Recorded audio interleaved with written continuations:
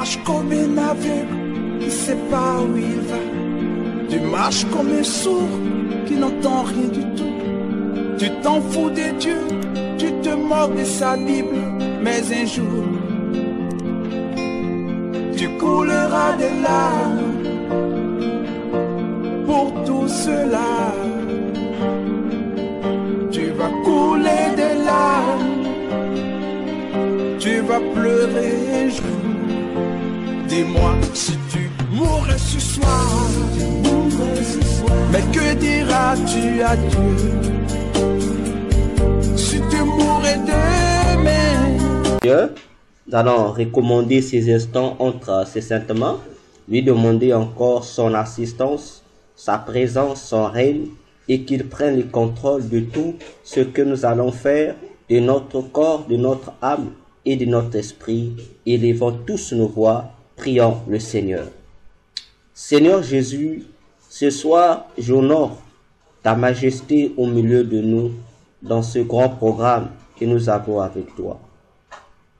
Seigneur notre Dieu, ô Jésus, maintenant nous nous abandonnons entre tes saintes mains pour que toi seul tu sois notre berger, pour que toi seul tu sois, Seigneur, l'enseignant qui va nous conduire dans toute ta vérité. C'est pourquoi donne-nous, comme disait Ésaïe, l'oreille aiguisée pour que nous écoutions comme écoutent tes disciples. Seigneur Jésus, que maintenant notre chair se taise pour que ton esprit seul prenne, Seigneur, prenne le contrôle de tout notre univers spirituel pour nous soumettre à ta pensée. Que toute force contraire qui pourra se soulever ce soir pour nous faire obstacle, Seigneur, qu'il tombe devant toi, Seigneur, qu'il soit anéanti dans ta sainte présence, parce que tu règnes maintenant, tant là où nous sommes que à l'intérieur de chacun de nous. Père de gloire, que ce lieu où nous nous trouvons soit couvert par ton feu éternel, ô Jésus. Maintenant, Seigneur, je te prie de nous faire du bien. Je te prie de nous transporter dans les lieux célestes, Père, pour nous faire vivre des choses nouvelles à la gloire de ton nom. Merci pour ce moment et merci pour l'édification. Merci, Seigneur, pour les miracles que tu vas opérer au travers de ce moment. Que toute la gloire, Jésus, te soit rendue. Nous disons Amen. Alors, nous poursuivons avec notre point sur les portes subdivisaires ou les autres portes d'entrée qui nous donnent accès au royaume des cieux.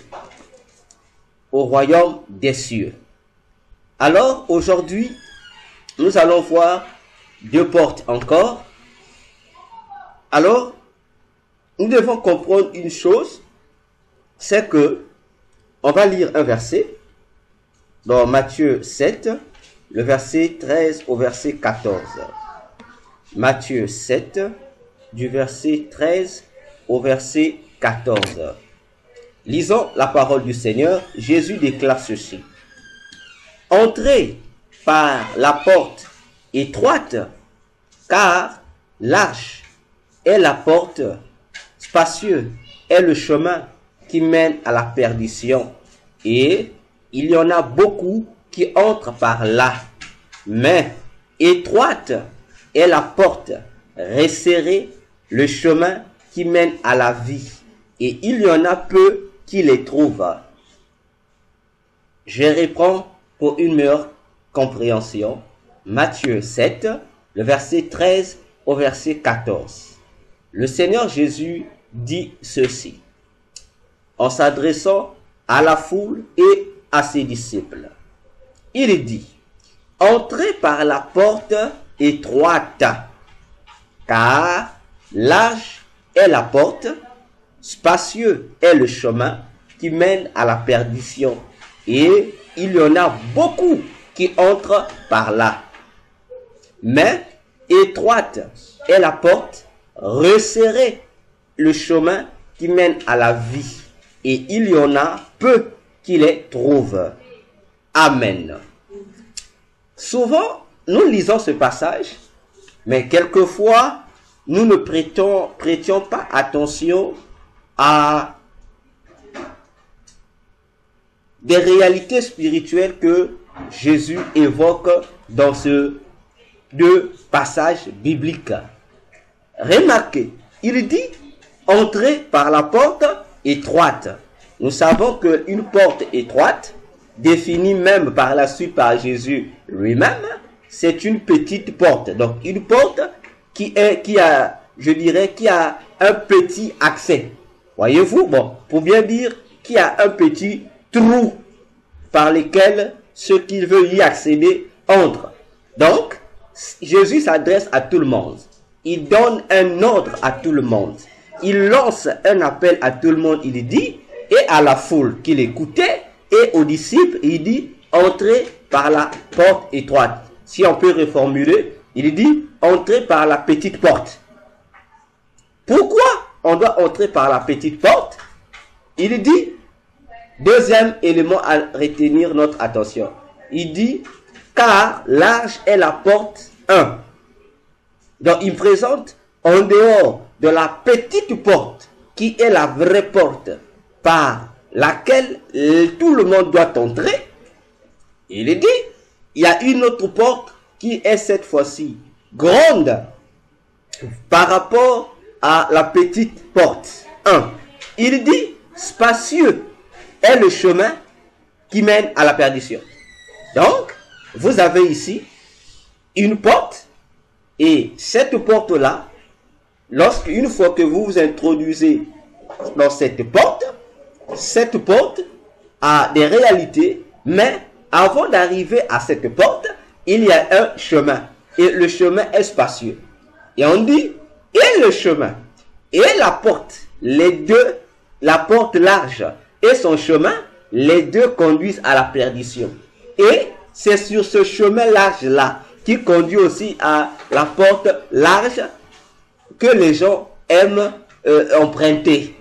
Tandis que la petite porte, qui est la porte étroite, Jésus dit, le chemin qui conduit à cette porte-là, pour que les gens aient accès à la vie éternelle, Jésus dit, ce chemin-là est resserré. Comme je dirais, c'est aussi un chemin, un petit chemin. Un chemin qui n'est pas vaste, mais c'est un chemin étroit. Et il dit, il y a peu de gens seulement qui trouvent ce chemin. Voyez-vous? Donc, ça nous ramène à deux réalités. Ça nous ramène à deux chemins. Et les deux chemins-là ont pour finalité des portes qui doivent nous donner accès soit à la vie ou soit à la perdition. Il y a deux chemins seulement. Je pense qu'au début de cette étude, nous l'avons vu avec vous, qu'au départ, tous les morts, les croyants et les païens atterrissent sur la voie qu'on appelle la voie de tous les hommes, qui se trouve dans l'au-delà, dans la vie après vie. Et une fois que vous atterrissez là, à l'entrée de ce chemin de tous les hommes, le chemin qui conduit jusqu'à un endroit, un rond-point, un carrefour. Et au niveau du carrefour, c'est là qu'aura lieu la première sélection, c'est-à-dire une présélection des gens qui doivent avoir accès soit à la vie éternelle, c'est-à-dire au royaume des cieux, ou soit au séjour des morts. Et la présélection s'effectue au niveau de ce carrefour ou de ce rond-point. Et ce sont ni Dieu, directement parlant, ni la parole de Dieu, directement parlant, qui effectue cette présélection ou ce préjugement sur les morts qui s'y retrouvent là. Mais ce sont des anges de l'au-delà qu'on appelle les gardiens de l'au-delà. Ces anges-là, c'est eux qui vont juger d'abord les gens. Ils vont effectuer le premier préjugement là. C'est eux qui vont déjà indiquer les gens qui doivent aller sur le chemin qui conduit vers la porte étroite et les gens qui doivent emprunter le chemin qui conduit vers la porte large. Et les jugements de ces anges, des gardiens de l'au-delà, s'effectuent en tenant compte de la parole de Dieu qui est enseignée aux gens sur la terre. La parole de Dieu qui se trouve pas dans le Coran ou pas dans une brochure donnée ou pas dans une prédication donnée d'un homme de Dieu, mais cette parole de Dieu qui se trouve uniquement dans la Bible que toi et moi nous lisons. Mais tandis que là-bas les anges de là n'ont pas de Bible, mais ils connaissent de Genèse, Apocalypse, de tout ce que Dieu a recommandé concernant les autorisés et les interdits. Et là, une fois que les morts sont jugés, sont préjugés, alors ceux qui doivent aller dans le royaume des cieux, ils vont emprunter ce chemin, ce petit chemin-là, le chemin étroit. Et je vous dirai pourquoi Jésus a appelé ça chemin étroit. Voyez? Et ce chemin étroit-là, qui est resserré là, va te conduire vers la porte que Jésus appelle ici la porte étroite, c'est-à-dire la porte aussi resserrée, rétrécie. Cette porte rétrécie n'est rien d'autre que le grand portail qui donne accès dans le royaume des cieux. Le grand portail qui est gardé par non seulement les 12 anges qui veillent sur les entrées de chacune des 12 portes de la Jérusalem céleste, mais il y a là aussi 2 anges qui sont là. Et parmi les 2 anges, il y a un qui tient un gros livre entre ses mains. Et il y a un autre qui est là, qui a un bâton du genre qu'on pourrait appeler un bâton témoin. Et le rôle de ces 2 anges-là, c'est de vérifier les noms de tous ceux qui se présentent devant. Alors, je disais que la porte étroite ici, dont parle Jésus, et le chemin resserré ici, le chemin resserré ici, c'est le chemin qui conduit directement vers le royaume des cieux. Après le rond-point, après le carrefour, il y a 2 chemins qui s'y trouvent. Donc, après la présélection ou le préjugement effectué par les gardiens de l'au-delà, ceux qui ont été jugés pour aller à gauche vont emprunter le chemin qui est spacieux pour aller s'introduire dans la porte qui est également large pour avoir accès au séjour des morts. Pour avoir accès au séjour des morts. Et dans le séjour des morts là-bas, qui est un univers qui se trouve dans le monde, dans notre sous-sol, je le répète toujours, le croyant sera plutôt celui qui sera candidat du chemin gauche va aller là-bas pour attendre le dernier jugement. Conformément à Hébreux 9, le verset 27.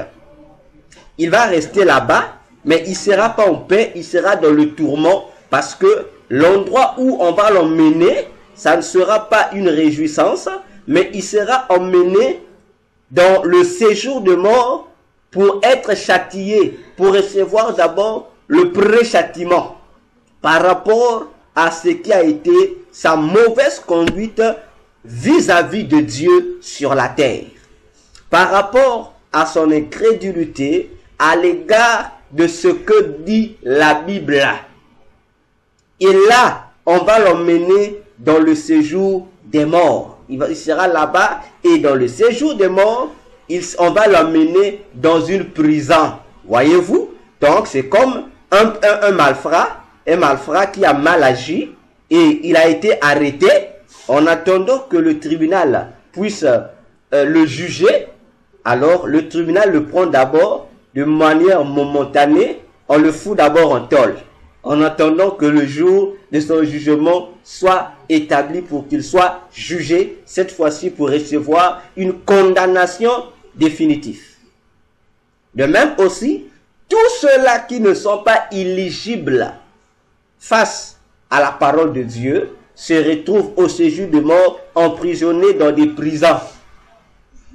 Je dis bien dans des prisons.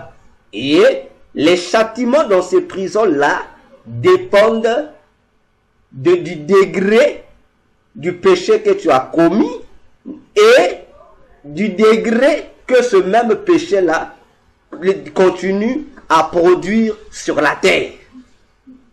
Voyez-vous? Et une fois, je l'ai dit, je crois que la fois dernière, lorsque je parlais sur les effets de la musique, je vous ai dit que lorsque tu te retrouves au séjour de mort et qu'on te conduise dans ta cellule là-bas, dans le séjour de mort, sache-le que tu ne seras pas en paix. Tu seras tourmenté nuit et jour. Tu es tourmenté par les démons qui travaillent là-bas. C'est ce que on appelle souvent parfois l'enfer. Oui, mais c'est le pré-enfer. Parce que je vous ai dit qu'il existe deux enfers. L'enfer éternel qui n'est pas encore ouvert, c'est le deuxième enfer que la Bible appelle le feu éternel, ou encore le lac de feu et de soufre, où sera jeté Satan et tout le reste des démons après le jugement dernier. Cet enfer-là se trouve aussi dans le monde souterrain. C'est un autre endroit qui n'a rien à voir avec l'endroit où sont momentanément emprisonnés les morts qui meurent sans Jésus. L'endroit que nous appelons séjour des morts. C'est pour cette raison que cet endroit est appelé lieu de tourment. C'est par rapport à ça. Voyez-vous? Alors, dans cet endroit, tu es châtié, les démons te fouettent. Alors, je prends un exemple. Supposons que sur la terre, tu étais un voleur. Tu viens de mourir en tant que voleur. Lorsque tu vas au séjour, on va t'amener dans le royaume souterrain. Dans le royaume souterrain, le séjour des morts est comparable. Je dirais, comment je peux comparer ça? Voilà, c'est comparable à un continent. Voyez-vous? À un continent tout entier. Donc, tel qu'on parlera de l'Amérique, de l'Europe, de l'Afrique, le monde là est comparable à un continent.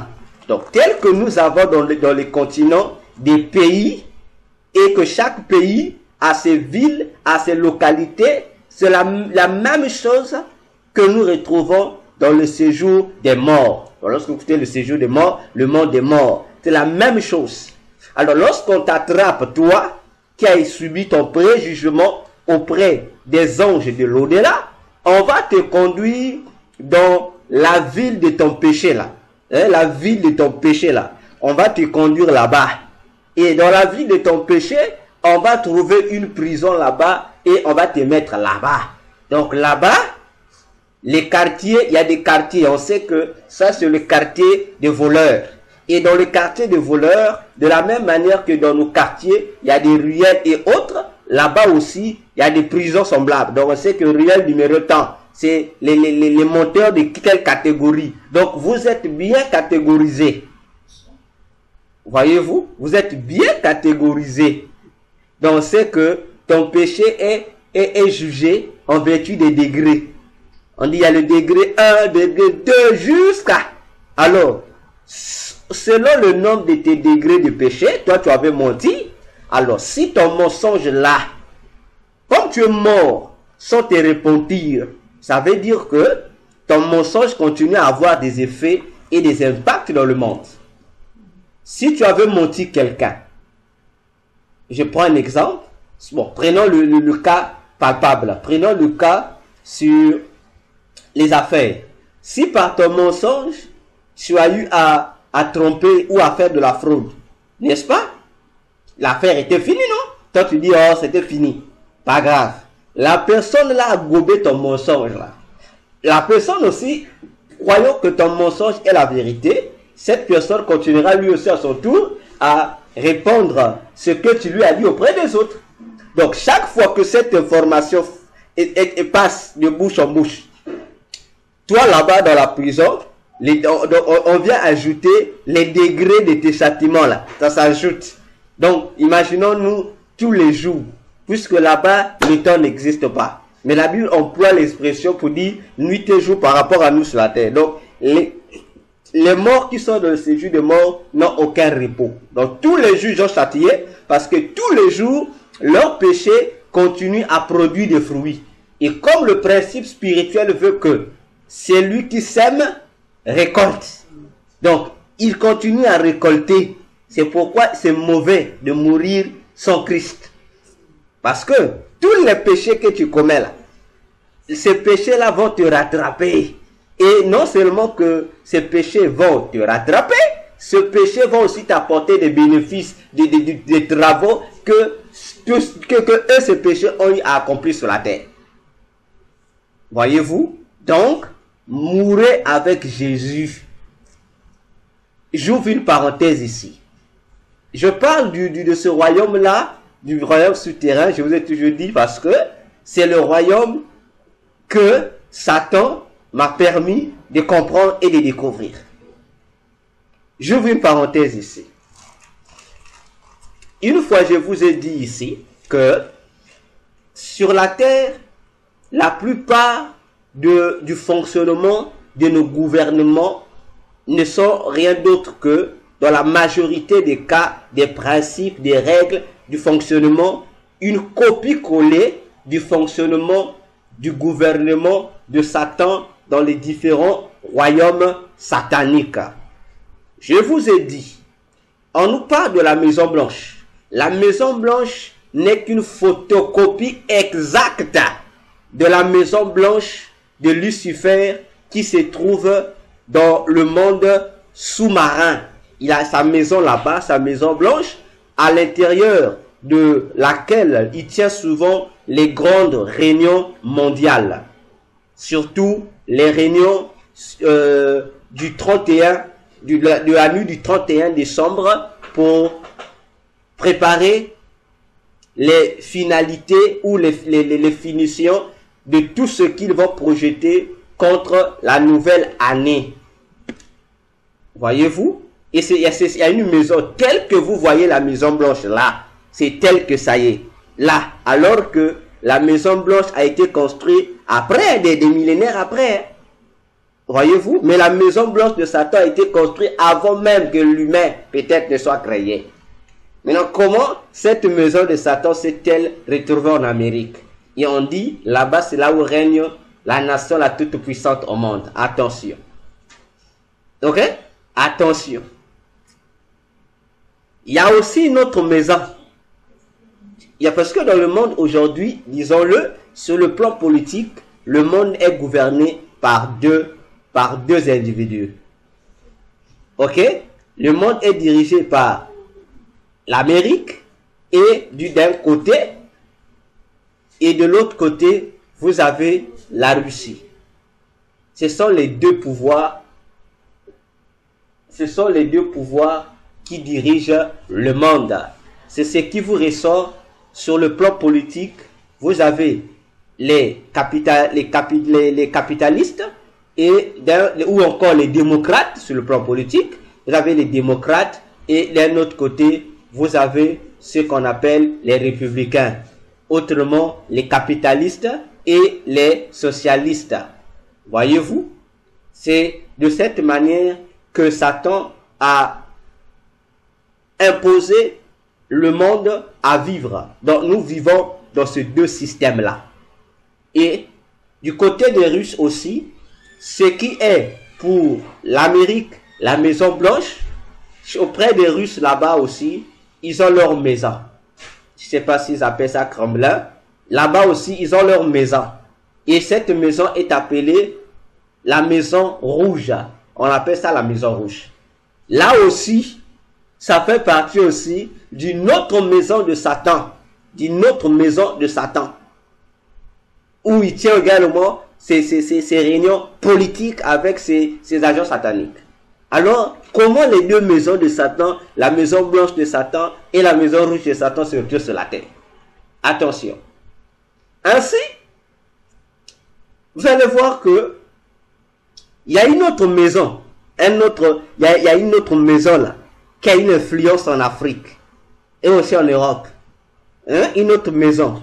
Et cette maison-là appartient au pays que nous appelons la France. La France aussi a une maison qui est comptée parmi, est considérée comme la maison blanche des Américains. Et cette maison-là est appelée les Champs-Élysées. Et aujourd'hui, avec moi, vous serez surpris de comprendre que c'est une abomination. Pourtant, ça sonne bien. Les Champs-Élysées, il y a des touristes qui aiment même aller là-bas. Voyez, on dit, ah, c'est ici que se trouve, la force de la France. Ah! Mais combien de gens savent-ils que le mot là, le nom là, Champs-Élysées, c'est que ça veut dire? Demandez aux Français, Champs-Élysées veut dire le séjour des morts. Ok? Donc, Champs-Élysées là, ça veut simplement dire séjour des morts. Donc maintenant, posons-nous la question. Qui a commencé avec les Champs-Élysées là? Qui a baptisé cet endroit de ce nom-là? Celui qui a donné ce nom-là, il n'était pas bête. Il savait ce qu'il faisait. Donc, en France, là-bas, vous avez un endroit qui est l'ambassade même du séjour de mort là-bas. Imaginons-nous. Donc, pendant que vous rentrez là-bas, vous êtes heureux. Les Champs-Élysées. Or, au fond, vous vous retrouvez vous-même dans le séjour des morts. Voyez-vous? Attention. Attention. Voyez comment les humains, la politique nous détruit parfois. Physiquement, ça sonne bien. C'est un bon lieu, les Champs-Élysées. C'est un bon lieu. Or, cet endroit-là que les gens acclament, c'est un endroit qui a une mission satanique. Comment peut-on accepter un endroit qui est le séjour des morts, mais c'est là que on établit, on dira, le noyau d'un pays. Voyez-vous? Réfléchissons et je dis encore, faisons attention avec nos gouvernements. Faisons attention avec les choses qu'on élève dans le monde là. Faisons énormément attention. Voyez-vous? Ainsi, pour les gens qui sont préjugés au fait d'aller en direction, cette fois-ci, non pas du séjour des morts, mais du royaume des cieux, on dit que ces gens-là sont au royaume des cieux. Mais ils empruntent une voie qui est serrée. Et cette voie serrée les conduit également vers une porte qui est également restreinte. Ah, mais comment est-ce que cette porte est-elle restreinte et pourquoi? Pourtant c'est un chemin, mais ce chemin se rétrécit. Donc, pour marcher sur le chemin qui conduit au ciel, il faut être mince. Si tu es mince, tu as la liberté, donc tu es compatible avec le chemin qui te conduit à la porte du ciel. Si tu réussis à marcher sur ce chemin mince qui conduit au ciel, il faut aussi que tu sois capable d'entrer dans la porte que je dirais qui est également mince. Voyez-vous? C'est pourquoi vous allez remarquer que Jésus disait dans Matthieu 11, il disait, depuis le temps de Jean-Baptiste, voyez-vous? Donc, depuis que Jean-Baptiste a commencé à prêcher l'évangile dans le désert du Jourdain, donc depuis le jour là où Jean-Baptiste se présentait et a commencé son ministère en tant que précurseur de Christ, Jésus dit depuis ce temps-là, jusqu'à ce que lui, Jésus, reviendra. Il dit, le royaume des cieux est forcé et appartient aux violents. On comprend pourquoi ce royaume est forcé et il n'y a que ceux qui font des gars de la force, les violents, qui ont droit d'y entrer. Parce que si toi tu es gros, cette porte est mince, donc ça veut dire que tu dois faire comme nous voyons dans des dessins animés. Donc tu dois t'évertuer à rentrer. Donc toi qui es gros, donc ça veut dire que si tu veux rentrer dans un endroit qui est fin, vous comprenez ce que je veux dire. Donc tu dois t'amincir. Or, c'est cet état d'amoindrissement là, c'est ce qu'on appelle par tu te brises. Donc l'entrée là, le royaume de cieux, le chemin du ciel, la porte du ciel te donne, est en train de te façonner. Donc ça modifie, autrement dit, ta stature. Ça modifie ton statut spirituel. En fait, si tu es gros et que tu te forces à entrer dans un espace confiné, obligatoirement, ça veut dire que tu vas accepter de perdre ton poids pour que tu puisses avoir le même gabarit que la dimension de cette porte ou de ce chemin. Et là, ça fait mal. C'est là que Dieu te façonne. Donc Dieu va enlever en toi tout ce qui va t'empêcher d'entrer au ciel. Dieu enlève ça. Tout ça spirituellement, Dieu taille. Il est en train de tailler ton esprit. Il est en train de te tailler spirituellement pour te donner la forme qui te permettra d'accéder sur le chemin du ciel et enfin dans la porte du ciel. Attention. Attention. J'ai dit attention. Attention, attention. Bientôt, je vais encore faire mon direct ici. Je vais encore dire, les gens gros n'entreront pas au ciel. Ah, ça va encore créer des problèmes encore. Et je vais encore dire que ceux qui sont gros, vous n'entrez pas au ciel. Pour entrer au ciel, faut s'amincir, il faut devenir mince. Il faut être comme un mannequin. Ça va encore me créer des problèmes. Pas grave, tant pis pour eux. Ils n'ont qu'à lire la Bible. Alors, donc, vous comprenez ici déjà que pour entrer au ciel, tu dois être compressé. Donc, il faudrait que Dieu puisse te compresser. Que tu aies la même forme que la porte du ciel. Alors, suivez-moi. Qu'est-ce qui se passe dans les réalités du ciel? Il y a des gens qui ont été présélectionnés par rapport à leur conduite mauvaise sur la terre pour aller dans le chemin large, le chemin tout pour le peuple, rien que pour le peuple. Hein? Le chemin là de tout le monde là.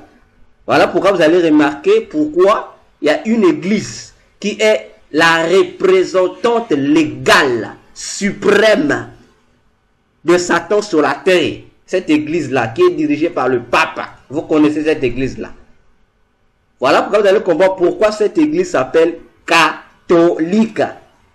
Catholique, c'est un mot latin. C'est un mot latin. Le mot catholique. En latin, c'est un mot. En français, on dit catholique. En latin, le mot là veut dire universel. Hein? Une église pour tous. Vous comprenez, non? C'est une église pour tous. Mais vous comprenez pourquoi c'est une église pour tous? Parce que Jésus n'a jamais dit que son église est pour tous. Non, Jésus n'a jamais dit ça. Jésus a précisé que son église appartient aux brebis, pas à tous les animaux. Il dit les boucs ne vont pas rentrer. Il dit pour entrer dans son église, il faudra que tu sois brebis.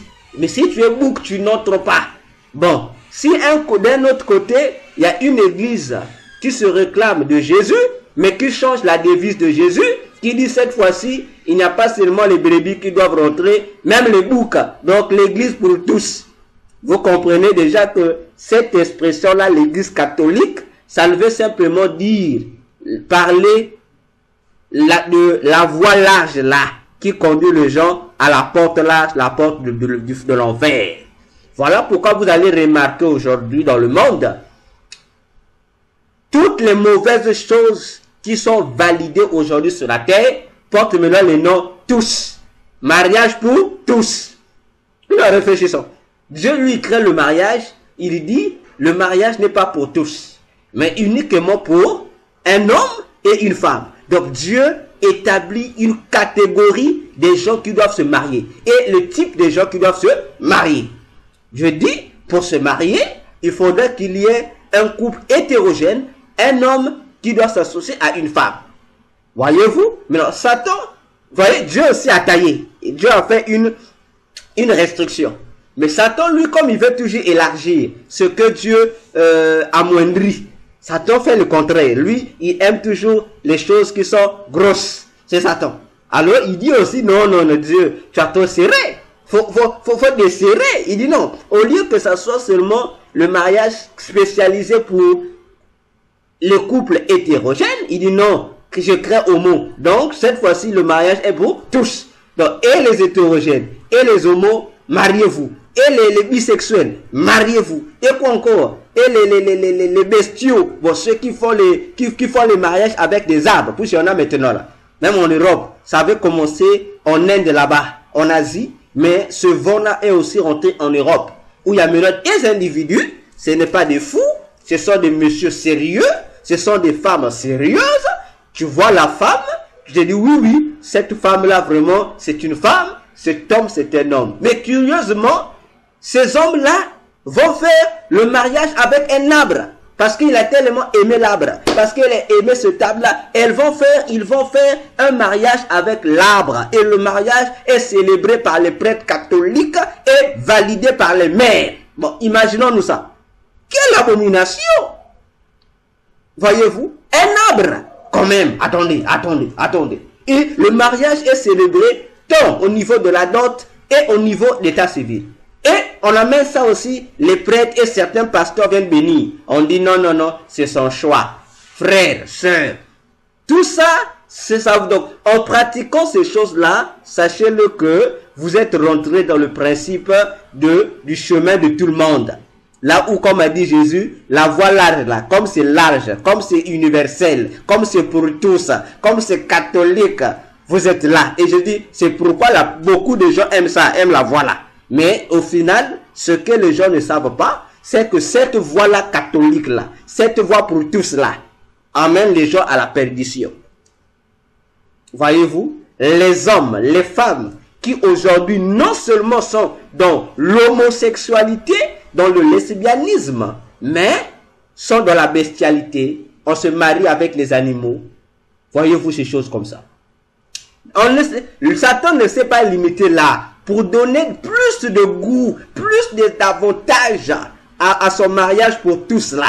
Satan a encore créé aujourd'hui le mouvement qui est sorti du Japon, des mariages avec des poupées de toutes sortes, des poupées chiffon, des poupées plastiques, comme des poupées robots. Au Japon, là, les femmes japonaises sont même en colère. Voyez-vous, sont en colère parce qu'elles se plaignent. Et dit, mais on ne comprend plus les hommes japonais. Ils ne veulent plus nous marier, nous les femmes. Ils préfèrent aller acheter des poupées et se marier avec des poupées. Bon, imaginons-nous ça. Imaginons-nous un peu, en fait. Comme on dit, soyons d'abord humains. Humainement parlant. Quelqu'un qui a son argent, mais qui refuse d'épouser une femme normale, mais qui préfère aller épouser un poupée mannequin. Voyez-vous? Il choisit lui-même la forme, il choisit la matière, si ça sera un robot. Bon, il vit avec... Bon, attendez, c'est même inexplicable. Et tout ça, c'est pour donner de l'avantage à ce faux mariage pour tous, alors que le mariage que Dieu a établi, c'était conditionné. Voyez-vous? Pour vous dire, faisons attention avec l'expression là, pour tous là. On nous parle ici sur le plan politique d'un gouvernement pour tous, qu'on appelle le nouvel ordre mondial. Mais posons d'abord la question, pourquoi ils appellent ça le nouvel ordre mondial? Ils sont conscients qu'il y a un ancien ordre. S'il y a un nouvel ordre, il y a un ancien ordre. Mais si vous demandez à tous ceux-là qui valorisent ça, quel est l'ancien ordre? Ils vous diront noir sur blanc, sans avoir froid aux yeux, que l'ancien ordre, c'est l'ordre chrétien qui a été établi pour influencer le monde. Et d'ailleurs, notre pape, sa sainteté, le pape, le fameux représentant du Christ sur la terre, il ne blague pas depuis son mandat jusqu'à aujourd'hui. Il continue à le dire ouvertement que la Bible est périmée, que ce qui est écrit dans la Bible là, qu'on ne considère plus ça comme étant des faits vrais, mais on doit considérer ça, il dit comme des contes et des faits, des histoires pour enfants, parce qu'il dit tout ce qui est écrit là c'est faux. Il dit c'est faux. Bon, imaginons-nous un pape qui dit qu'il est le représentant, non pas le représentant, mais on l'appelle le Vicarius Filii Dei, qui veut dire pas le représentant, mais le remplaçant du Fils de Dieu sur la terre. Donc, il est Jésus. Donc, représenter c'est petit. Donc, il est la réincarnation de Jésus sur la terre. Parce qu'il remplace Jésus. Bon, maintenant, un individu comme le pape se permet de dire qu'il remplace Jésus, mais il vient contredire la loi de Jésus. Alors, automatiquement, nous comprenons que le pape est aussi un antéchrist. Hein? Il est un antéchrist. Donc, comme Jean a dit, il y a plusieurs antichrists. Il y a un vrai, mais ce vrai-là a maintenant des partenaires qui le représentent avant que lui-même, le vrai antichrist, ne fasse son apparition officiellement sur la terre. Donc, il a déjà des préfigurations, des échantillons qui font déjà sa promotion. Voyez-vous, comme pour vous dire, tous ceux qui suivent cette voie-là, ils en pourraient choisir la voie pour tous. Alors que le salut en Jésus n'est pas le salut pour tous. Jésus est le sauveur du monde entier. Il est venu pour sauver tout le monde. Comme disait l'apôtre Paul, Dieu veut que tout le monde soit sauvé. Amen. Mais attention, attention, on donne le salut à tout le monde. Mais, pour appartenir à Jésus, il y a une condition. On prêche à tout le monde. Pour appartenir à Jésus, il faudrait accepter le salut en question que Jésus donne à tout le monde là. Si tu n'as refusé ce salut-là, sache que toi, tu ne seras pas pour toi sauvé. Même si tu vas déjà donner, comme en Europe, il y a des gens déjà qui payent en avance leur dépouille mortuaire. Tu vas payer déjà, bon, le jour où je vais mourir, mon enterrement, tout, tu vas payer. Sache que, malgré les messes qu'on va te faire là, même si on appelle l'homme de Dieu qui a plus d'onction que tous les hommes de Dieu sur la terre pour prier sur ton cadavre, sache que il n'y aura aucun résultat, tu seras attendu là-bas. Là-bas, on va te fouetter dans le séjour des morts. Alors, c'est pourquoi, je répète, ne mourons pas sans Jésus. Parce que si tu meurs sans Jésus, je te dis que tu vas même regretter pourquoi tu es mort. Tu vas me dire, non, que je revive encore, trop tard. Trop tard. Alors, bien-aimé, lorsque tu arrives devant, sur le chemin étroit qui conduit vers la petite porte du ciel, si tu n'es pas compatible à cette nature de chemin d'abord, je t'informe que tu verras aux yeux physiquement, tu vas voir que le chemin en question est un grand chemin. C'est un grand chemin. Tu vas voir que c'est un grand chemin. Mais lorsque toi, tu n'es pas compatible, les gens qui marchent, quand lorsque les anges de l'au-delà disent, non, toi va à gauche, qui sont tête à aller à droite, les anges ne le suivent pas. Les anges leur laissent partir.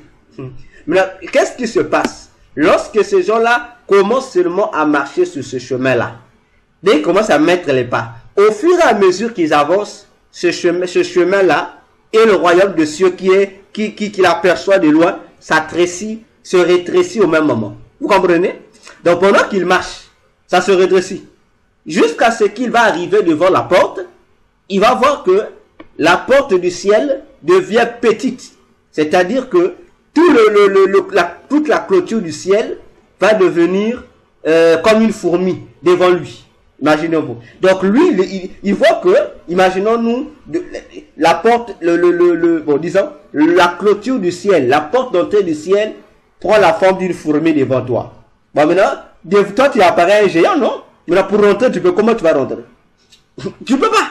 Parce que cette porte-là se rétrécit, appartient à ceux qui sont rétrécis, appartient à ceux-là qui ne vivent plus comme tout le monde, mais qui vivent une vie particulière, la vie de Dieu en eux. Si tu as la vie de Dieu en toi, tu vas pourtant marcher jusqu'à ce que cette porte s'ouvrira d'elle-même. Voyez-vous?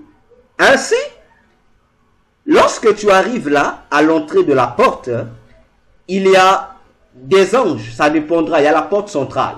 Et à la porte centrale, il y a des anges géants qui veillent sur ces portes-là. Et en dehors de ces anges géants, tu as deux anges qui sont là à l'entrée pour vérifier ou pour enregistrer ceux qui doivent accéder au ciel. Il y a un ange qui tient un livre entre ses mains et il y a un autre ange qui a un bâton témoin dans la main. Lorsque un mourant arrive là-bas, ou même si c'est quelqu'un qu'on a eu à emmener là-bas par un ange, les anges vérifient son nom, si son nom figure dans le livre que eux détiennent. Si dans ce livre-là, il n'y a pas ton nom, alors les anges vont donc chercher à attendre une confirmation qui doit leur venir de l'intérieur. Soit Dieu va parler, ou soit il y a un autre ange qui viendra pour donner une justification, pour dire non, celui-ci n'est pas encore mort, c'est pourquoi son nom ne figure pas dans le registre, mais c'est Dieu qui a voulu qu'il vienne parce que l'ordre a été donné par Dieu. Là, on te laisse entrer. On te laisse entrer. Mais s'il n'y a pas quelque chose, tu ne vas pas rentrer. Tu ne vas pas rentrer. On va te refouler. Hein, tu seras comme quelqu'un, hein, comme un sans-papier, tu seras refoulé. Donc voilà, parlons de ces réalités-là. Alors, comme nous sommes en train de parler des autres moyens qui nous donnent accès, vous comprenez avec Matthieu 7, versets 13 à 14, qui nous présente les deux chemins, que dernièrement je vous disais que lorsque j'ai eu à faire cette expérience-là, de l'au-delà, de voir la réalité qui se passe lorsque nous mourons, je vous ai dit, parmi, donc,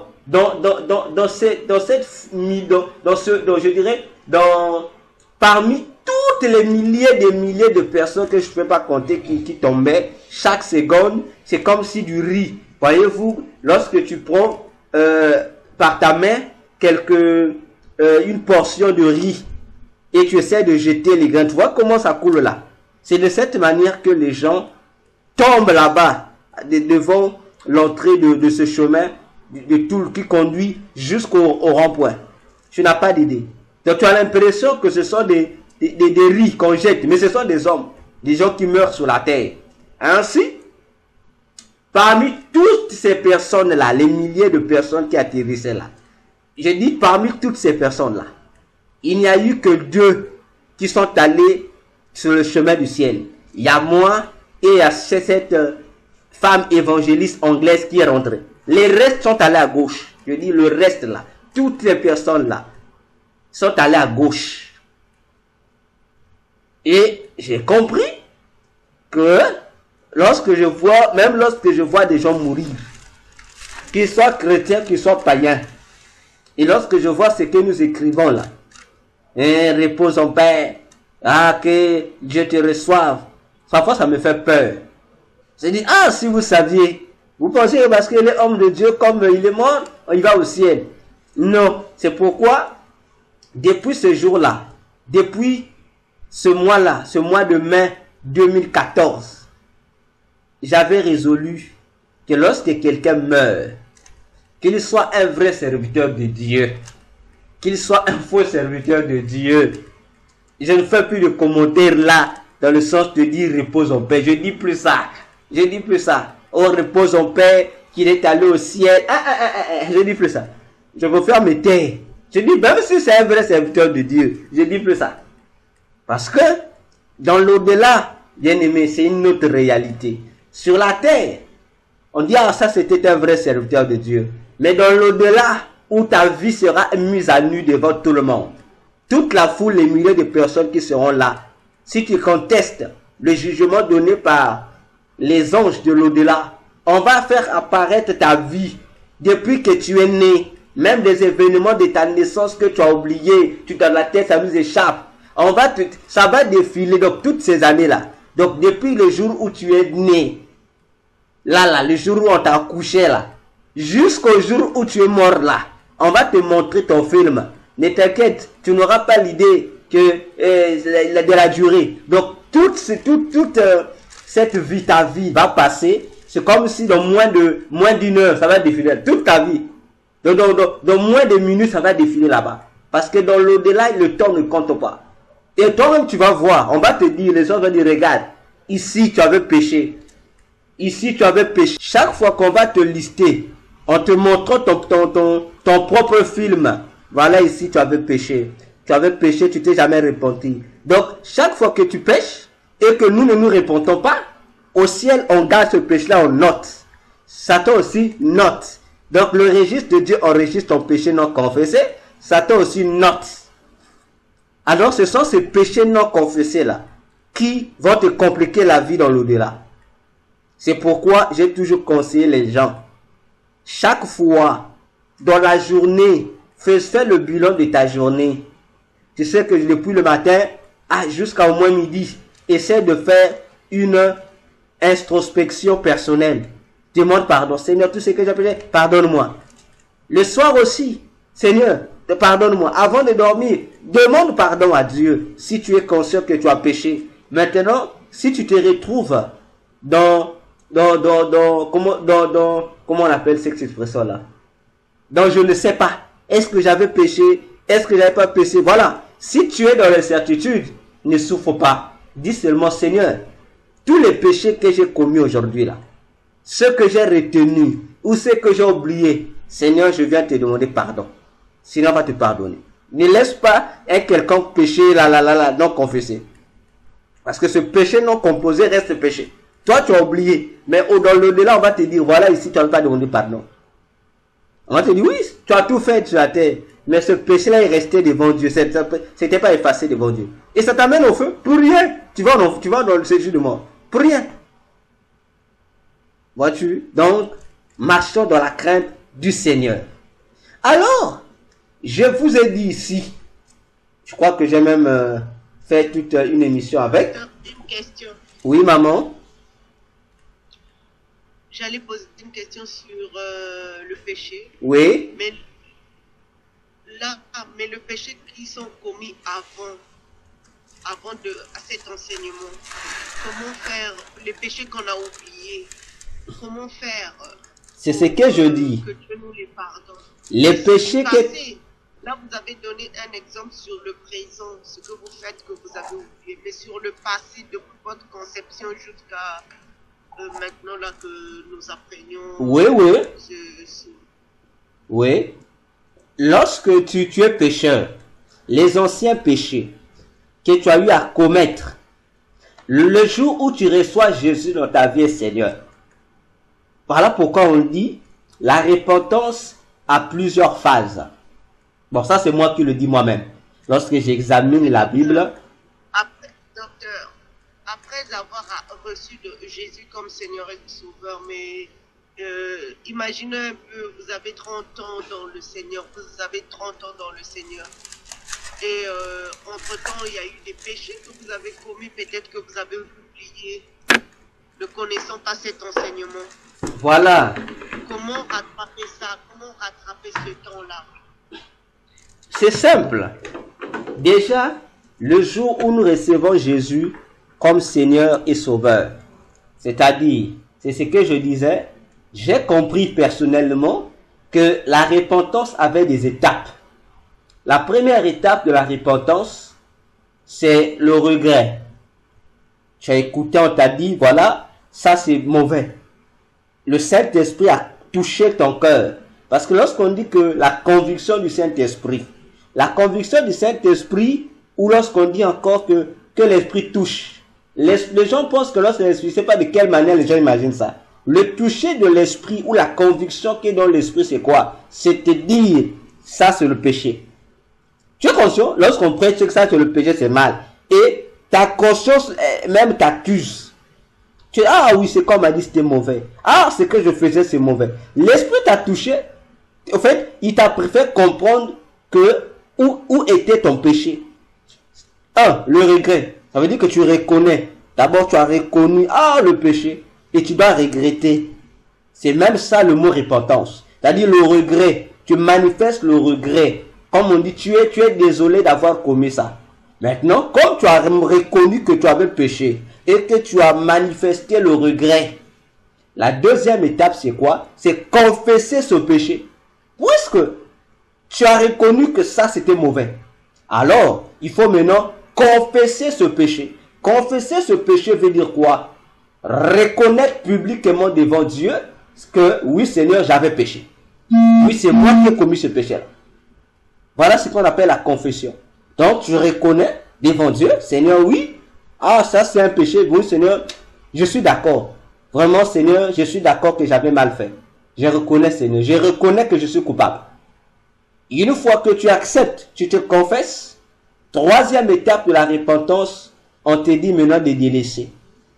Parce que lorsque tu reconnais, tu demandes pardon. Seigneur, ah, j'ai reconnu, pardonne-moi. Alors, tu prends l'engagement, Seigneur, je ne vais plus pécher. Ce qu'on appelle l'abandon.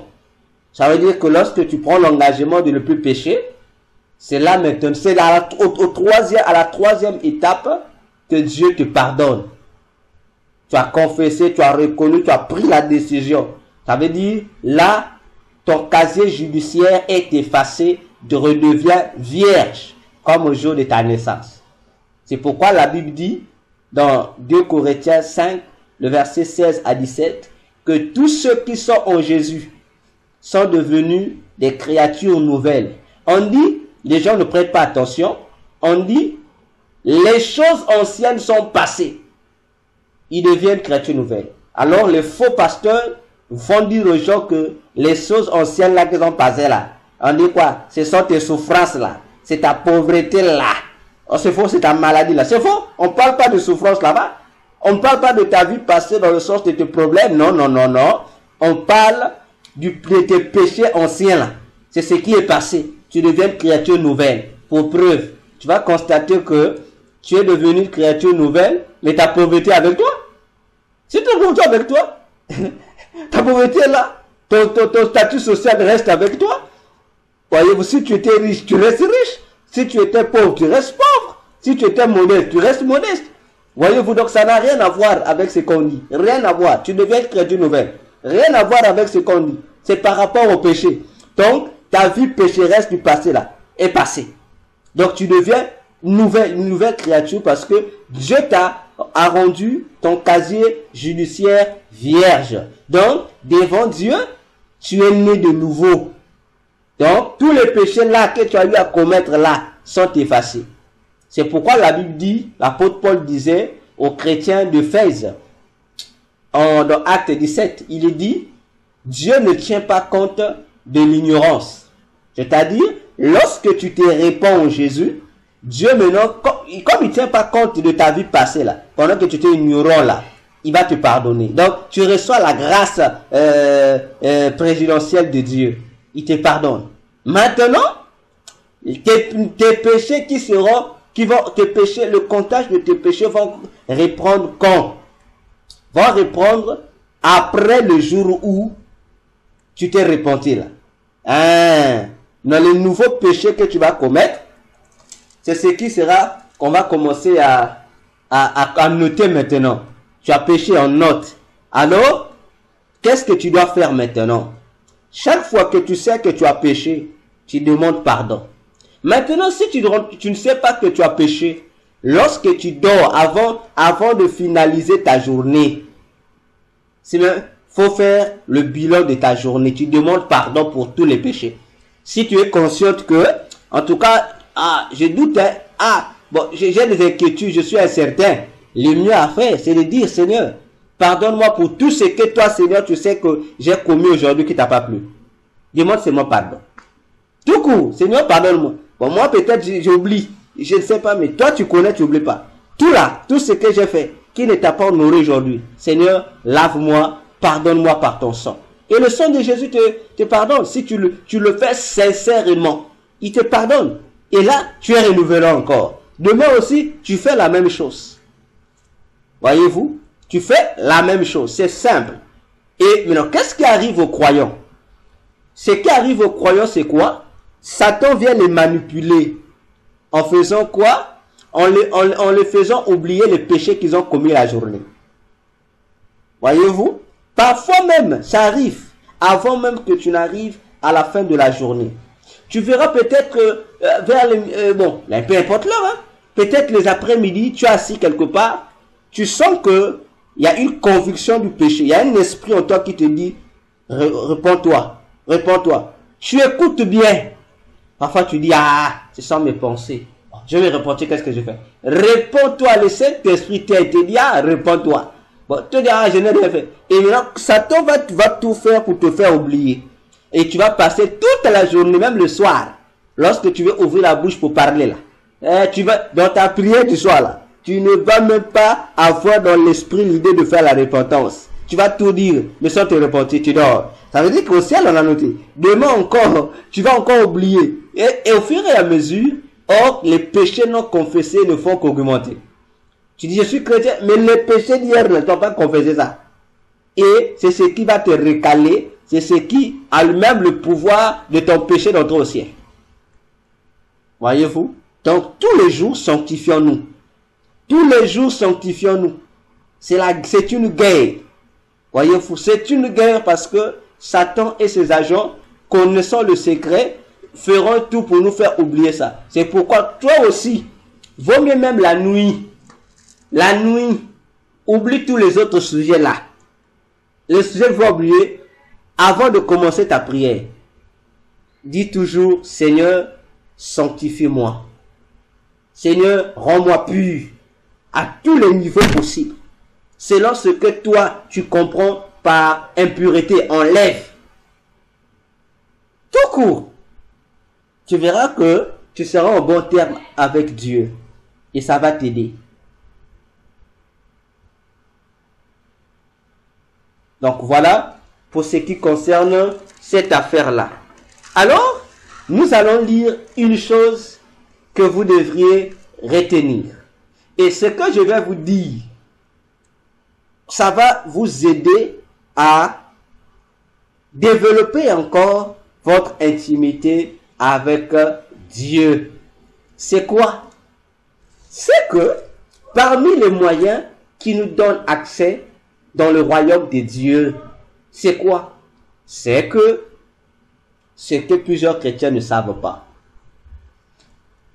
Chaque fois que un chrétien, bon, pas un chrétien, chaque fois qu'il y a une personne sur la terre qui s'est convertie en Jésus, qui accepte Jésus comme Seigneur et Sauveur dans sa vie, Jésus a dit qu'il y avait une grande fête au ciel là-bas. Il y a une grande fête au ciel.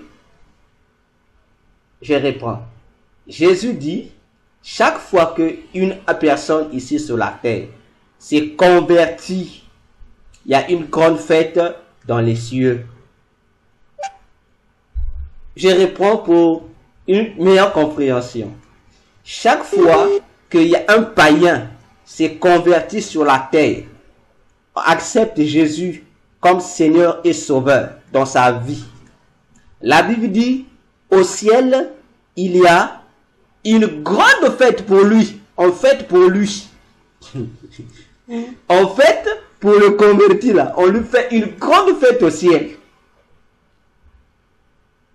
Ok? Donc, il y a une fête pour lui là. Alors, réfléchissons bien. J'ouvre une parenthèse ici. Réfléchissons bien. Pourquoi on fait une fête? Pourquoi il y a la fête au ciel? Pour une personne d'abord qui s'est convertie. Pour quelle raison? Parce que au ciel, c'est tellement que c'est difficile pour un humain d'entrer au ciel. Alors, lorsque un humain réussit à accéder au ciel, les gens se fêtent. Donc, on t'acclame, on dit tu es un vainqueur. Tu es un vainqueur, donc les anges chantent pour toi, tu es loué au ciel. On dit voilà quelqu'un qui a vaincu. Voilà le violent. Tu vois? On t'honore. On dit tu es un fort. Tu vois? On te célèbre au ciel. On te donne les louanges qui te reviennent de droit parce que tu as vaincu. C'est pourquoi vous allez voir dans Apocalypse 12, verset 11, on dit « Et réjouissez-vous, les habitants du ciel, parce que vous avez vaincu l'accusateur de vos frères. » Par quoi on dit? Par le sang de Jésus et par le témoignage de votre bouche, c'est-à-dire par la repentance, le sang de Jésus, et par la confession, autrement dit, par le baptême que vous prenez. L'ennemi est vaincu. Ainsi, lorsque nous accédons, nous nous repentons et que nous sommes accueillis au ciel, qu'est-ce qui va se passer? Autour Dieu et les anges vont faire quoi? On va créer, comment appeler ça? Bon, disons, Dieu va créer notre personnalité au ciel. Voyez-vous? Je peux comparer ça comme un musée. Voyez-vous? Un musée, vous voyez que dans le musée, on représente souvent des statuettes ou des monuments pour des personnes ayant marqué l'histoire. N'est-ce pas? Au ciel aussi, Dieu crée ce genre de monuments au ciel et Dieu le met devant son trône. Ok? Dieu prend nos monuments, il prend au moment Victoire, il prend au moment Karim qui s'est converti. Donc devant Dieu, nous avons des monuments qui nous représentent. Et ces monuments-là, ce ne sont pas des monuments inertes, mais c'est toujours toi. En fait, c'est une autre identité spirituelle de toi que Dieu établit devant son trône. Tu es là devant Dieu. Et Dieu te voit, tu vois Dieu. Donc tu es là, nous sommes là devant le trône de Dieu. Ok?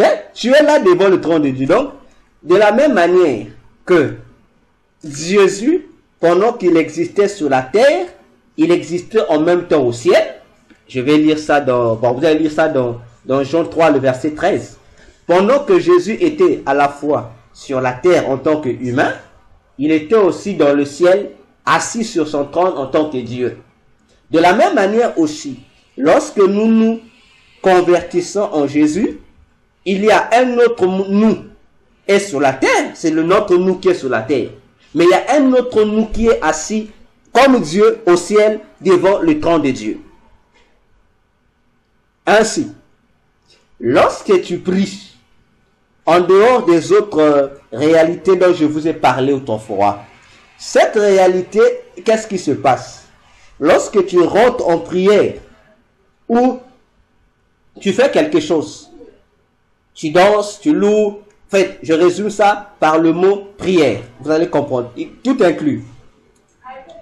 Lorsque tu rentres en mode, prière c'est petit, disons, lorsque tu rentres en mode communication avec Dieu, tu fais un voyage. Le voyage que tu fais là, ton esprit quitte ton corps pour aller se retrouver à l'intérieur de ce que j'appelle ton autre moi là, fait ton monument là. Voyez-vous? Donc c'est comme si, en priant, ton siège devant Dieu était vide. Mais lorsque tu rentres dans une intimité avec Dieu, spirituellement, tu vas t'asseoir sur ton siège là devant Dieu. Et Dieu te voit, toi tu vois Dieu. Dieu te voit, toi tu vois Dieu. Maintenant, pour comprendre cette dimension-là, pour voir Dieu, pour réaliser que là je suis devant la présence de Dieu, il suffit de te référer aux différents signes que j'ai donnés dernièrement là, qui lorsque nous sommes dans la présence de Dieu, c'est qui se manifeste. Voyez-vous? Et c'est cette réalité qui se fait devant Dieu. Tu es là en esprit, tu es là, mais sur la terre tu marches, hein? Tu vis, mais sache que tu as une représentation de toi qui est au ciel. Donc chaque fois que tu t'égares loin de Dieu, aux yeux de Dieu, c'est comme si tu as laissé ton trône vide.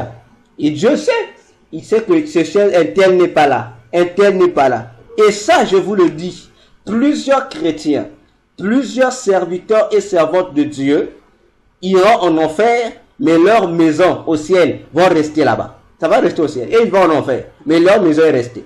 Et ils vont en enfer, leur récompense est restée au ciel. Et vous aurez l'occasion, on va vous montrer. On vous dira, cette maison-là appartenait à tel serviteur, mais il n'est pas ici. À cause de son péché, il est allé de l'autre côté. Ça va rester là. Voyez-vous? Alors, lorsque tu pries, change la manière de considérer ta vie chrétienne. Réalise que pendant que tu es sur la terre, il y a un autre toi qui est là tous les jours devant Dieu. Qui te représente devant Dieu. Tu comprends que tu n'es pas n'importe qui.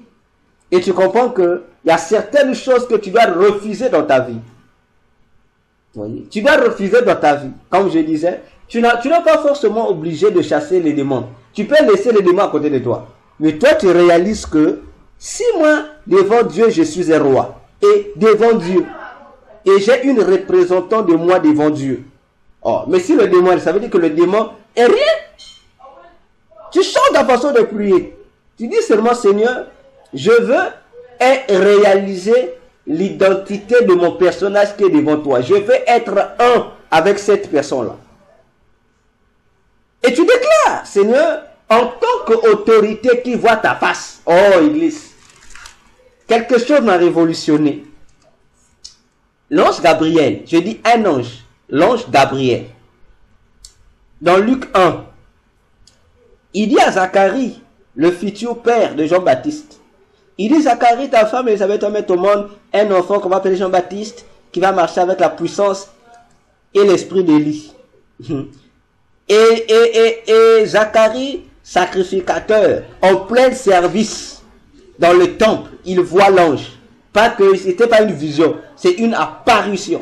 Il parle avec l'ange face à face. Il voit l'ange, l'ange aussi le voit. Il entend l'ange distinctement. Et l'ange aussi l'entend distinctement. Ils sont là, tandis que le peuple est dehors en prière. Lui, il est là, dans le lieu saint, en train d'offrir le parfum.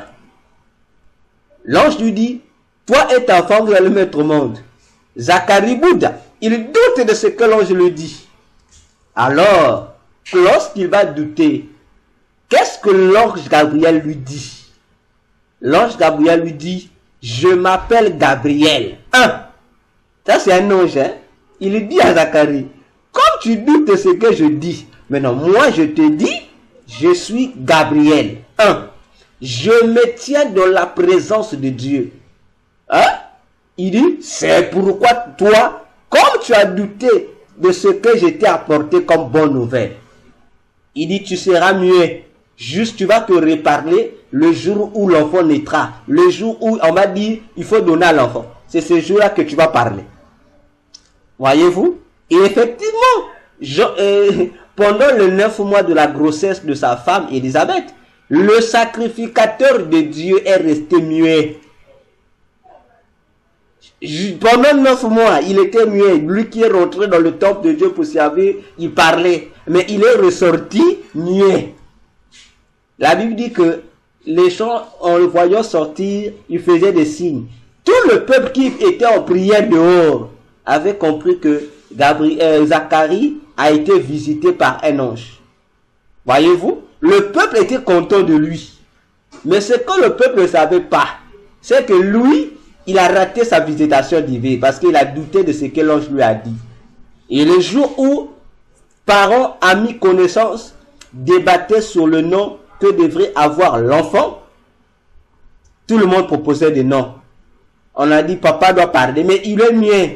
Le papa a pris un support, il a écrit, l'enfant là s'appellera Jean. Et il est la première personne qui a prononcé ce qu'il a écrit lui-même. Parce que lui s'attendait à ce que il donne aux gens que les gens lisent. Il a écrit et tout le monde attendait lire ce qui a été écrit. Et lui, il prend dit Jean. Tout le monde dit miracle. Il commence à parler. Et automatiquement, il a compris ce que l'ange lui avait dit. Imaginons-nous, un ange de Dieu. Ça, c'est seulement Gabriel. Parce que tu as douté de ce que Gabriel a dit. Alors que Gabriel, ce qu'il a dit, il ne l'invente pas. Mais il a reçu de Dieu. C'est Dieu qui l'a mandaté. Mais si un ange mandaté par Dieu a le pouvoir de sanctionner un humain, même un serviteur de Dieu, alors Église, frères, sœurs, chers serviteurs, chers servantes de Dieu, combien à plus forte raison l'enfant de Dieu, la fille de Dieu, qui a été fait à l'image et à la ressemblance de Dieu, le chrétien que Dieu a élevé au-dessus de tous les anges, combien à plus forte raison, quelle sera l'efficacité de la déclaration du pouvoir d'un enfant de Dieu? Gabriel a dit à Zacharie, il dit, je suis Gabriel. Donc il se présentait à lui, il dit, mon nom c'est Gabriel. Comme il dit, toi sacrificateur, tu me connais pas? Il dit, moi je suis Gabriel.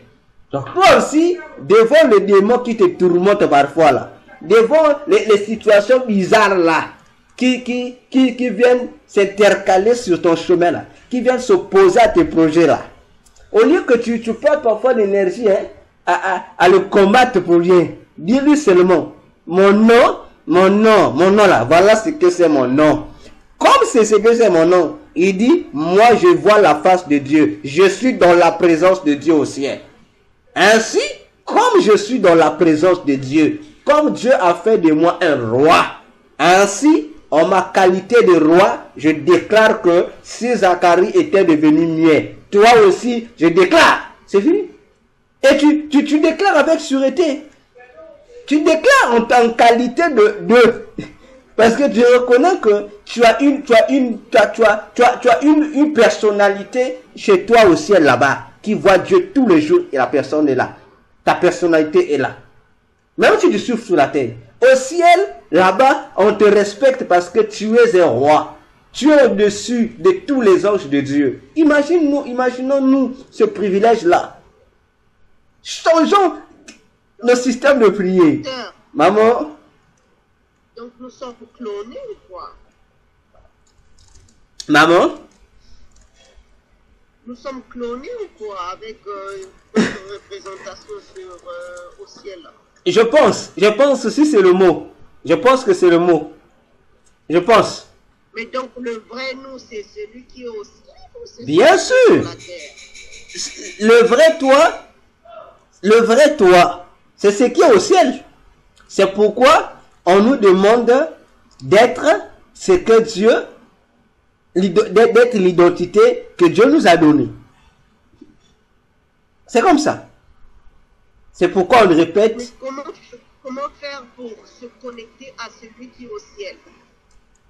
Il suffit juste d'être en bon terme avec Dieu, d'avoir beaucoup de moments d'intimité avec Dieu et de demander à Dieu cette connexion. Il y a que Dieu qui peut vous aider à vous connecter avec votre ce qu'on peut appeler votre clown, vous avez dit, hein? Votre clown qui est au ciel là-bas. C'est Dieu seul qui peut vous aider à savoir. Mais il faut plus passer de temps dans l'intimité avec Dieu. Parce que le constat que je fais dans le monde, même en côtoyant certains serviteurs de Dieu, j'ai constaté que ça soit les serviteurs de Dieu, les ministres, les pasteurs, les visionnaires, les diacres, bon, prenez-les tous. Et leurs brebis. Vous allez voir que l'église d'aujourd'hui là, l'église chrétienne là, notre église chrétienne de ce 21e siècle là, vous allez voir que c'est une église où les gens ont beaucoup de temps dans d'autres choses, mais ont moins de temps dans l'intimité avec Jésus. Les gens ont beaucoup de temps pour l'intercession. Les gens ont beaucoup de temps pour le combat spirituel. Les gens ont beaucoup de temps pour apporter les offrandes, les dîmes et tout ce que vous voulez là. Voyez-vous? Les gens ont le temps même pour aller évangéliser.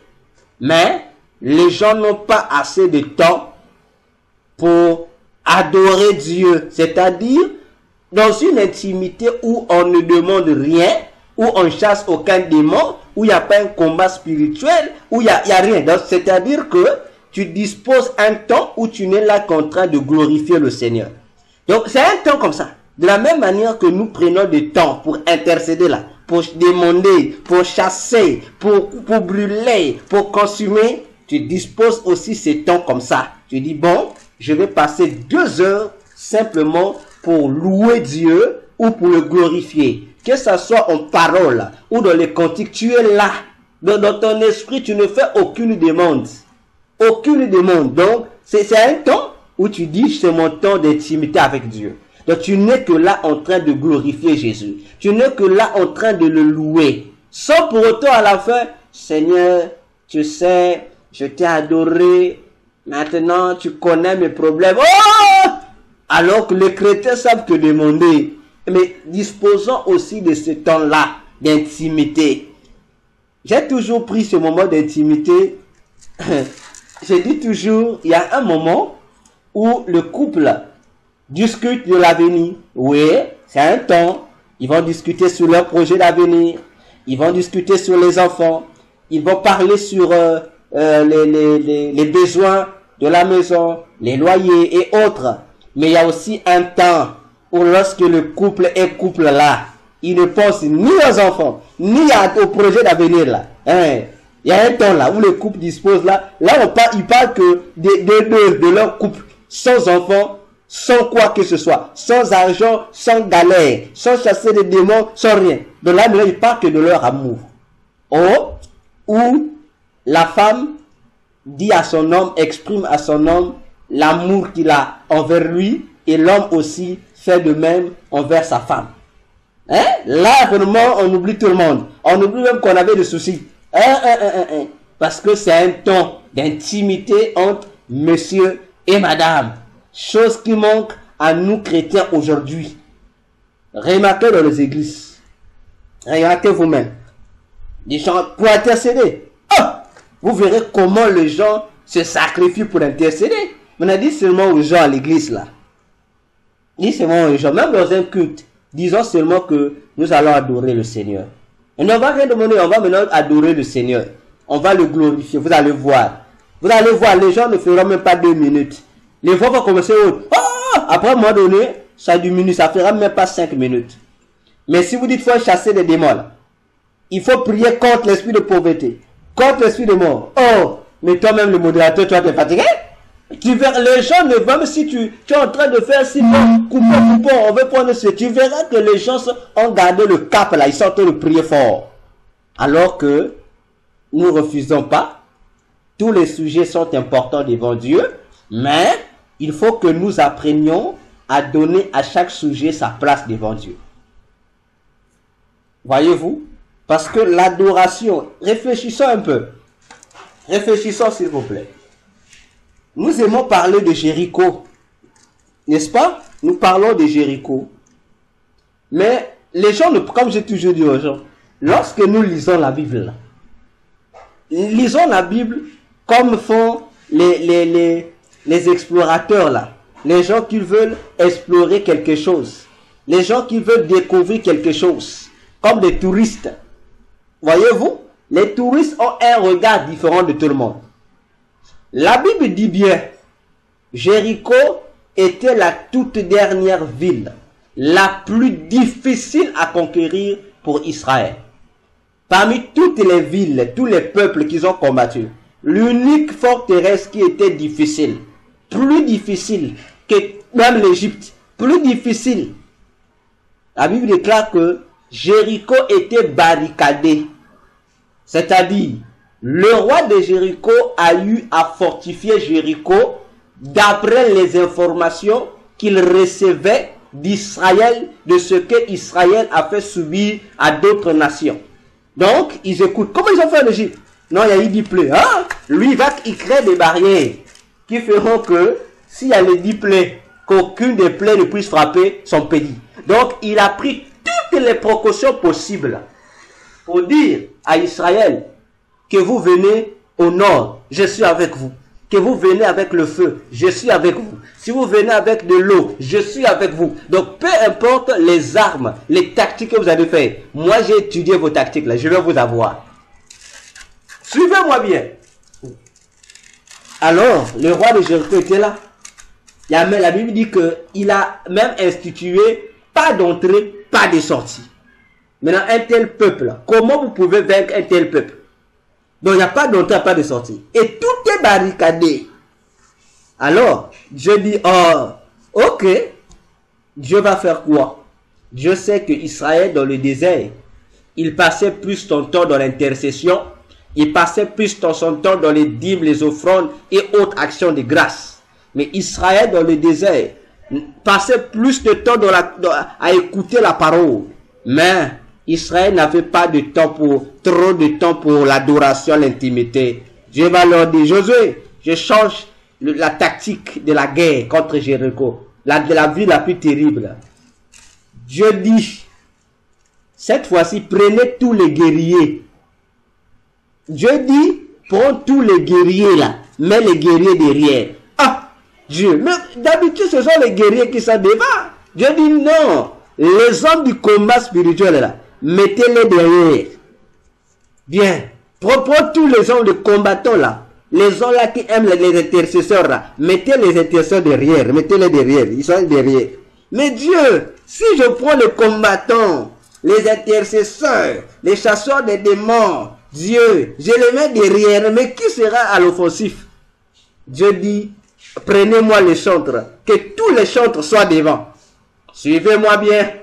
Dieu prend les intercesseurs, les chasseurs des démons, les gens du combat, les spécialistes en combat spirituel. Dieu les met derrière. Bon, Dieu prend les gens qui n'ont rien à voir avec le combat, comme tel, les chantres. Dieu met les chantres à l'offensive. Dieu dit, bon, les chantres soyez devant. Imaginons-nous, c'était un crime. C'était un crime. Dieu dit, Jéricho va tomber, pas avec les armes.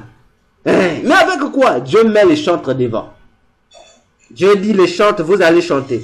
Dieu dit, vous allez faire un défilé. Vous allez défiler pendant 7 jours autour de Jéricho. Contourner Jéricho. Bon frère, sœur, réfléchissons. Je prends un exemple. Je suppose, si Jéricho, pour c'était une grande ville, je me dis, si Jéricho avait les mêmes superficies que... Quel pays même je veux citer? D'accord. J'ai dit, si le Congo, plutôt, Jéricho avait la même superficie que la France, et que Dieu demandait au peuple de contourner la France pendant 7 jours. Imaginez-vous. Dieu me dit, non, vous n'allez pas contourner en criant le combat spirituel. Non. Dieu dit, contourner, chanter seulement. Imaginez-vous. Dieu dit, chanter, glorifiez-moi seulement. Donc, pendant les 7 jours, ils ont contourné Jéricho. Premier jour, c'était le défilé. Les gens continuaient Jéricho. Jéricho en train de chanter, en train de glorifier Dieu, en train d'exalter Dieu, en train de le vénérer, de l'élever. Personne ne venait dire, Dieu, je te lève, Dieu, mais Dieu, j'ai une situation. Non, il dit là, il n'y a pas question de prière de demande. Il n'y a pas de prière de supplication. Il faut seulement élever Dieu. Imaginons-nous, église. Pendant 7 jours, vous défilez. Vous êtes en train de contournez la chaîne pour faire tomber la chaîne par des chants d'adoration, des chants de célébration. Vous n'intercédez pas. Vous chantez seulement. Dieu, tu es bon. Jésus, tu es bon. Vous chantez seulement. Pendant 7 jours. Et le 7e jour, Dieu dit, vous allez faire 7 tours encore. Et au 7e tour, la Bible déclare que Dieu dit, vous allez crier, pousser des cris de joie. La Bible dit que lorsqu'ils sont arrivés au 7e jour, ils ont fait le 7e jour, à leur 7e jour, ils ont fait 7 tours. Et au 7e tour, ils ont poussé des cris de joie. La Bible déclare que les forteresses de Jéricho, la ville qui était la ville la plus terrible, difficile avec, s'est écroulée d'elle-même. Et la ville et les combattants se sont écroulés. Et voilà comment Israël va maintenant prendre le dessus, va maintenant dire aux combattants, maintenant que nous avons détruit leur force, maintenant les combattants, allez-y combattre. Voilà le pouvoir de l'adoration. Voilà le pouvoir de la célébration de Dieu. Chose que les chrétiens ne font pas. Si vous voyez un chrétien dans une église en train de célébrer Dieu, vous allez voir que 98% des chrétiens qui dansent, qui louent Dieu dans les danses, dans le chant, font ça par enthousiasme. Ils ne font pas ça de tout leur cœur. Ils font ça parce que c'est devenu un formalisme. Pour satisfaire leurs désirs. Ok, on dit, il y a longtemps que j'ai dansé. Comme il paraît que Mabina Nyoso et Wutana Lola, que toutes les danses là viennent du ciel. Je sais pas, les gens trouvaient ça où? Un mensonge comme ça. Allez, les gens profitent. Vous voyez, on ne danse plus pour plaire à Dieu, mais quelqu'un danse pour se plaire lui-même. Voyez-vous? Et du coup, on n'est pas là. Dieu, pendant que Dieu attend cette célébration-là, on n'est pas là. Voyez-vous? Apprenons à activer ce côté-là de l'adoration, l'intimité. Donc tu pries. Dans ta tête, tu n'as aucune idée. Sinon que adorer Jésus. Tu n'as pas, même si tu souffres, tu dis, moi je viens adorer Jésus. Donc dans ma pensée là, il n'y a pas même à dire Jésus, la dent me fait mal, Jésus guéris-moi. Non, tu rentres, tu dis Jésus, je viens t'élever au-dessus de ma douleur. Parce que je sais que toi, tu es le plus beau, des plus beaux, oh Seigneur, des fils de Dieu que je connais. Tu l'élèves simplement.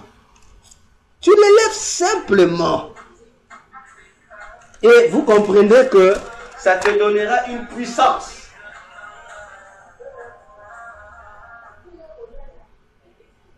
ça vous donnerait une certaine puissance. Et cette puissance-là, vous allez comprendre l'importance de l'adoration.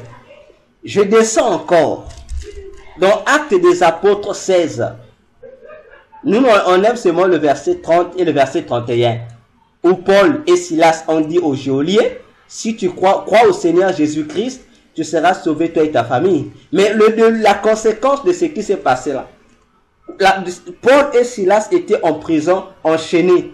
Mais la Bible déclare qu'à minuit, quoique ils ont été fouettés la journée, mais à minuit, ils ont dit, on va louer Dieu. Ils ont commencé à chanter les louanges de Dieu, dit la Bible. Et les louanges de Dieu, ils ont oublié qu'il y avait des douleurs sur leur corps. Ils ont oublié qu'ils avaient des entorses sur leur corps. Ils ont oublié que leur corps vraiment n'était pas en mesure de louer Dieu. Mais ils ont dit, il est minuit, nous allons célébrer Dieu. Ils ont commencé à célébrer Dieu. Mais en célébrant Dieu, qu'est-ce qui s'est passé? Qu'est-ce qui s'est passé? La Bible dit, ce qui s'est passé, c'était quoi? Je vais vous lire. Acte 16. Acte 16. Voilà. À partir du verset 22. La foule se souleva aussi contre eux. Et les prêteurs, ayant fait arracher leurs vêtements, ordonnèrent qu'on les bâtît de verges. Écoutez bien. Ça, c'est après que Paul ait eu à chasser le démon qui était dans la femme de l'esprit de Python, là. La femme qui prophétisait, il disait, voilà, Paul, et ce sont les vrais serviteurs de Dieu, là. Une fois que Paul a eu à chasser l'esprit au-dedans de cette femme-là, les propriétaires de cette femme qui l'utilisaient pour gagner de l'argent, ces propriétaires-là vont donc amener Paul devant les gens du village pour dire, les gens là sont en train de créer le trou dans notre ville. Et c'est là qu'on va dire que on va les amener vers les prêteurs. Et les prêteurs vont arracher leurs vêtements et ils vont ordonner qu'on leur bâtit de verges. La Bible continue, verset 23. Après qu'on les eut chargés de coups, ils les jetèrent en prison en recommandant aux geôliers de les garder sûrement. Les geôliers ayant reçu cet ordre, les jeta dans la prison intérieure et leur mit les sceptres aux pieds, c'est-à-dire les chaînes. Vers le milieu de la nuit, Paul et Silas priaient et chantaient les louanges de Dieu et les prisonniers les entendaient. Tout à coup, il se fit un grand tremblement de terre, en sorte que les fondements de la prison furent ébranlés au même instant, toutes les portes s'ouvrirent et les liens de tous les prisonniers furent rompus. Je m'arrête à vous lire la suite. Voyez-vous, imaginez-vous, 2 personnes seulement. Ils priaient en louant Dieu, ils priaient par l'intercédant. Et leurs louanges ont provoqué non seulement leur délivrance, mais également la délivrance de tous les prisonniers qui étaient là. Ça a brisé tous les liens, tous les chaînes des prisons. Et les portes des prisons se sont ouvertes. Tu réalises le pouvoir que ta louange peut produire autour de toi, dans ton environnement. Il n'y a pas que l'intercession qui fait ça. Il n'y a pas que l'intercession. L'adoration aussi a le pouvoir de le faire. La louange, la simple louange là, a le pouvoir de faire. Alors, prenons conscience de ce que toi et moi, nous sommes aux yeux de Dieu. Cela est important. Prenons conscience. Je répète, prenons conscience de ce que nous sommes aux yeux de Dieu. Lorsque tu pries, tu as prié. Si tu comprends que la situation est tellement difficile, tu as l'impression que la situation là ne bouge pas, mais seulement dans la tête que cette situation là est en Jéricho. De même qu'à Jéricho, plus rien ne bougeait. Il n'y avait pas d'entrée, pas de sortie, il n'y avait pas de mouvement. Donc Jéricho était comme intact. Alors, comprends que cette fois-ci, change, rentre seulement dans l'intimité, commence à adorer, commence à louer le Seigneur. Aussi simple que ça. Aussi simple que ça. Donc voilà pour ce soir ce qu'on devrait partager. Alors, je ne sais pas s'il y a 2 ou 3 questions avant que nous fassions la prière de clôture.